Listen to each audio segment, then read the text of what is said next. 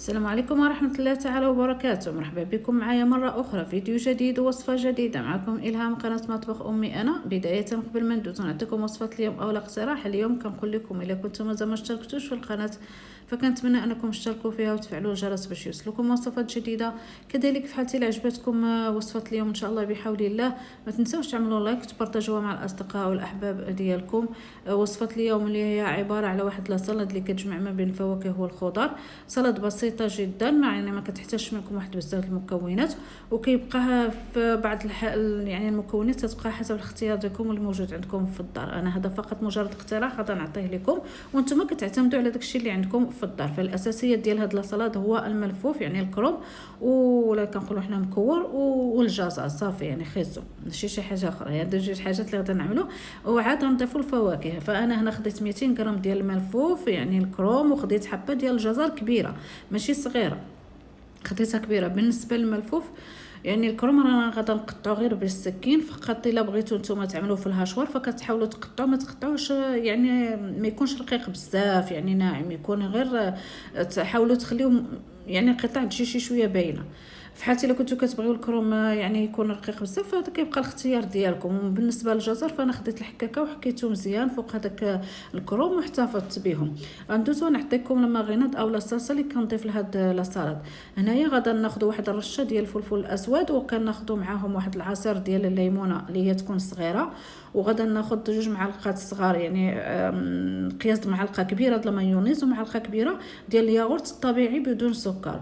كنخلطوا هاد الماغيناد ديالنا او الصلصه مزيان وكنصبوها على هادوك على الكروم والجزر. هنا بالنسبه لهاد العصير الليمون فانا عملته على حسب الكميه اللي عندي انا. في حالتي الا كنتو تعملوا يعني على حسب كميه كبيره هاد لاصالاد بالنسبه لعدد الافراد الاسره اللي عندكم فكتحاولوا تاخذوا ليمونه متوسطه على الاقل تكون متوسطه يعني باش كتعطيكم داك العصير زايد شويه. فتنصبوا هذاك الخليط او الصلصه ديالنا على هاد الكروم والجزر فكنحاولوا ندمجوهم مع بعضياتهم مزيان حتى تشربوا كاملين هاد الصلصه هذه. نرجع نقول لكم الا كنتم مازال ما اشتركتوش كنتمنى انكم تشتركوا في القناه وتفعلوا الجرس باش يوصلكم وصفات جديده. كذلك في حالتي اللي عجبكم اقتراح اليوم ما تنساوش تعملوا لايك وتبارطاجوا مع الاصدقاء والاحباب ديالكم. وشكرا لكم على الدعم ديالكم، وشكرا لجميع المشتركين معايا للجدد ولا القدامى. كنقول لكم شكرا بزاف على الدعم ديالكم وشكرا بزاف على تشجيعكم. هنايا بالنسبه للفواكه اللي غادا نضيف انا مع هاد لاصالاد فانا حتى تنعملوها في الطبق ديال التقديم عاد كنعملوا هاد الفواكه هذا. فانا بما انه دابا الوقت ديال المندرين فانا غادا نعمل مندرين. خديت 2 حبات المندرين اللي غادا يعني كتحاولوا تفصوهم هيدا يعني تاخذوا لهم داك السنيفات ديالهم وتزولوا منهم داك الخويطات.